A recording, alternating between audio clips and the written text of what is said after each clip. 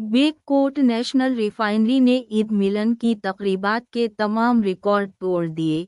Bake coat आज national refinery ने एक तारीखी सममेल हासिल किया क्योंकि इसने पिछले तमाम रिकॉर्ड तोड़ दिए।